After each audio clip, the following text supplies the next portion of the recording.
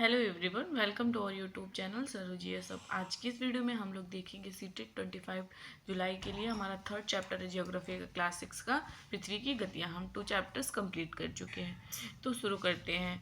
जैसा कि आप जानते हैं कि पृथ्वी की गति 2 प्रकार की होती है। देखो, हमने पहले भी पढ़ लिया है कि पृथ्वी की हमारी जो गति होती है, हमारी पृथ्वी जो मोशन करती है 2 टाइप्स की होती है, घूर्णन एवं परिक्रमण। ठीक है, घूर्णन और परिक्रमण। पृथ्वी का अपने अक्ष पर घूमना घूर्णन कहलाता है। मैं आपको बता दी कि घू से घूमना और घू से घूर्णन, तो इस तरह से याद रखें क्योंकि ये कंफ्यूज कर दे, उल्टा देता है। तो पृथ्वी का अपनी अपनी मतलब एक्सिस पे जो घूमना होता है उसको हम घूर्णन कहते हैं। सूर्य के चारों ओर एक स्थिर कक्ष में पृथ्वी की गति को परिक्रमण कहते हैं। देखो, अब इसको कैसे समझना है तो मैं समझा दी हूँ, फिर भी आपको बता रही हूँ।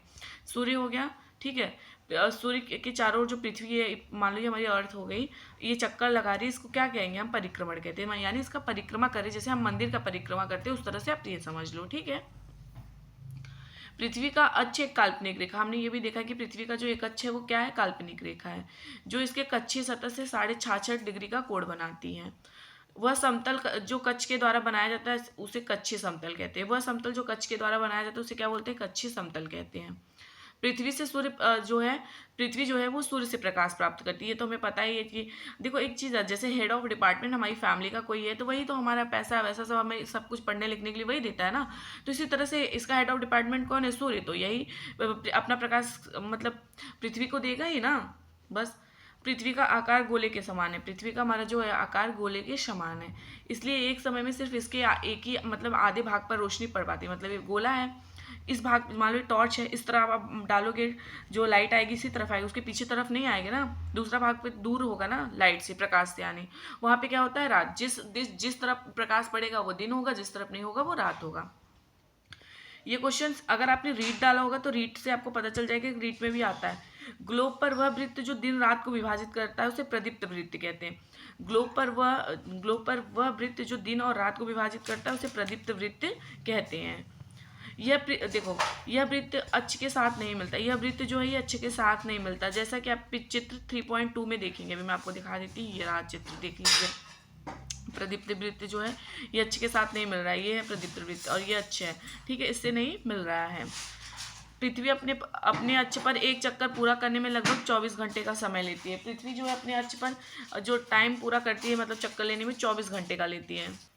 और एक चीज़ याद रखिएगा, घूर्णन के समय काल को पृथ्वी दिन कहा जाता है। जो घूर्णन के समय मतलब घूर्णन करने में जो टाइम लगता है ना, उसको पृथ्वी का दिन कहा जाता है। यह पृथ्वी की दैनिक गति, ये क्या है? पृथ्वी की जो है दैनिक गति है। अगर पृथ्वी घूर्णन नहीं करे तो क्या होगा? देखो, अगर पृथ्वी जो है वो घूर्णन नहीं करेगा तो सिर्फ एक ही तरफ, जिस तरफ प्रकाश पड़ेगा उसी तरफ से हमेशा क्या रहेगा? दिन रहेगा। और ठंडा मतलब कि गर्मी पड़ेगा, और दूसरी तरफ जहाँ अंधेरा रहेगा वहाँ ठंडा रहेगा। तो उस तरह से जीवन तो हम जी नहीं पाएंगे ना, उस तरफ जीवन जो है हमारा असंभव हो जाएगा। तो क्या होगा? पृथ्वी के एक भाग में हमेशा दिन होगा, जिस कारण उस भाग में गर्मी लगातार बढ़ेगी, और दूसरे भाग में अंधेरा रहेगा, और जिस कारण उस समय पूरा ठंडी पड़ेगी। और इस तरह का जीवन मतलब कि इस अवस्था में हम तो जीवन जीना संभव ही नहीं है। क्या आप जानते हैं कि प्राचीन भारतीय खगोल शास्त्री आर्यभट्ट ने बताया था कि पृथ्वी गोल है, अपने अक्ष पर क्या करता है? घूर्णन करता है, यानी घूमता रहता है। खगोल शास्त्री कौन है? आर्यभट्ट। पृथ्वी की दूसरी गति। पृथ्वी की दूसरी गति जो सूर्य के चारों ओर कक्ष में होती है। देखो, पृथ्वी हमारी जो है उसकी जो दूसरी गति है सूर्य के चारों ओर कक्ष में होती है, उसे परिक्रमण कहते हैं। पृथ्वी का एक वर्ष, देखो एक वर्ष में कितना, हमें अभी तक यही पता है कि एक वर्ष में 365 दिन होता है, लेकिन 365 फिर सही 1/4 ये भी होता है, 1/4 भी याद रखिएगा। फिर 1/4 ये जो होता है ना, ये मान लीजिए 6-6 घंटे का होता है, सिर्फ ये 6 घंटे का होता है।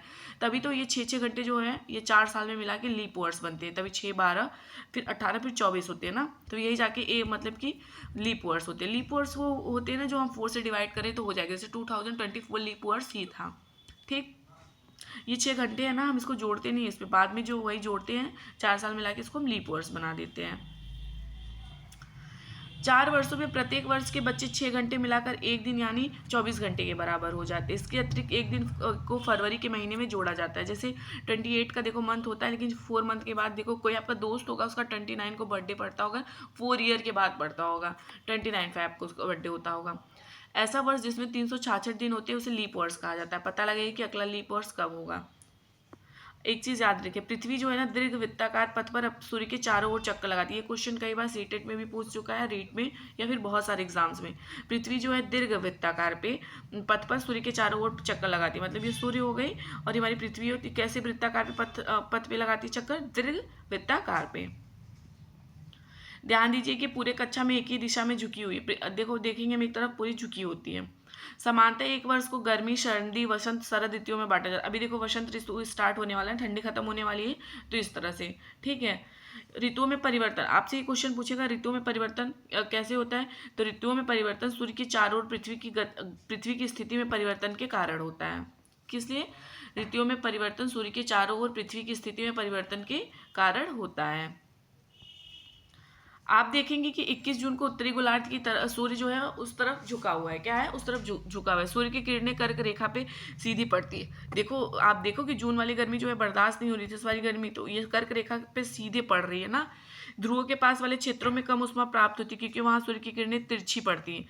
इस ध्रुव की बात हो रहा है, इधर साइड में कम पड़ रहा है, ठीक है। ये फ्रीज जोन नहीं, इसकी बात नहीं, इधर साइड इधर कम पड़ रहा है, तो उस टाइम पे वहां पे कम गर्मी होगी क्योंकि वहां सूर्य की किरणें तिरछी पड़ रही। उत्तर ध्रुव सूर्य की तरफ झुका होता तथा उत्तरी ध्रुव के रेखा के बाद वाले भागों को लगभग 6 महीने लगातार दिन रहता है, ठीक है। लगभग कितना दिन? 6 महीने लगातार दिन रहता है। उत्तरी गोलार्ध के बहुत बड़े भाग में सूर्य की रोशनी प्राप्त होती है, इसलिए उसको विषुववृत्त के उत्तरी भाग में गर्मी का मौसम होता है।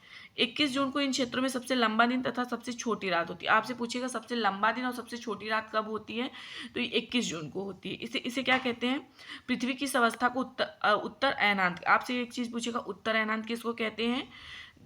जिस दिन मतलब सबसे लंबा दिन और छोटी रात हो उसको क्या बोलेंगे? उत्तर अयनांत बोलते हैं, और 21 जून को ये होता है। फिर आता है 22 दिसंबर। 22 दिसंबर को दक्षिण ध्रुव जो होता है सूर्य की ओर झुके होने के कारण मकर रेखा पर सूर्य की किरणें सीधी पड़ती हैं। चूंकि इस सूर्य की किरणें मकर रेखा पर लंबवत पड़ती है, इसलिए दक्षिणी गोलार्ध के बहुत बड़े भाग में प्रकाश प्राप्त होता है। इसलिए ये दक्षिणी गोलार्ध की बात हो रही है, इधर साउथ साइड की, ठीक है। दक्षिणी गोलार्ध में लंबे दिन तथा छोटी रात वाली ग्रीष्म ऋतु होती है। इसके ठीक विपरीत अगर विपरीत देखेंगे कहाँ पे, उत्तरी गोलार्ध में पृथ्वी इस अवस्था में दक्षिण अयनांत कहा जाता है, ठीक है। आप जानते हैं कि ऑस्ट्रेलिया में ग्रीष्म ऋतु में क्रिसमस, आपको पता है क्रिसमस तो हम जानते हैं कि 25 दिसंबर हमारे यहाँ ठंडी मनाया जाता है, लेकिन वही ऑस्ट्रेलिया में हम देखेंगे तो वो गर्मी में मनाया जाता है। 21 मार्च और 23 सितंबर को सूर्य की किरणें विषुववृत्त पर सीधी पड़ती है। ये हमारा विषुववृत्त है, इक्वेटर, ठीक। इस पे क्या होती है? सूर्य की किरणें सीधे पड़ती है। कब? 21 मार्च और 23 सितंबर को पड़ती है। इस अवस्था में कोई ध्रुव सूर्य की ओर नहीं झुका होता है, इसलिए पूरी पृथ्वी पर रात और दिन बराबर होते हैं। इसे विषुव कहा जाता है। विषुव कब किसको कहते हैं? देखो कब कहते हैं? जिसपे दिन और रात बराबर होते हैं। कौन से डेट को होते हैं ये भी याद रखिएगा, 21 और 23 दिसंबर को, 21 मार्च और 23 दिसंबर को। 23 सितंबर को उत्तरी गोलार्ध में शरद ऋतु होती है। देखो शरद ऋतु जो होता है 23 सितंबर को होता है, जबकि दक्षिणी गोलार्ध में वसंत ऋतु होती है, जस्ट अपोजिट। 21 मार्च को स्थिति इसके विपरीत होती है, उत्तरी गोलार्ध में वसंत ऋतु होता है तथा दक्षिणी गोलार्ध में शरद ऋतु। अभी देखो हम लोग क्या, वसंत ऋतु स्टार्ट होगा मार्च में, ये यहाँ पे क्या हो जाएगा? शरद ऋतु दक्षिणी गोलार्ध में। इस प्रकार स्पष्ट है कि पृथ्वी के घूर्णन और परिक्रमण के कारण दिन रात तथा ऋतुओं में परिवर्तन होता है। आपसे ये मोस्ट इंपॉर्टेंट, मतलब कि ऋतुओं में परिवर्तन क्यों होता है, किस लिए होता है?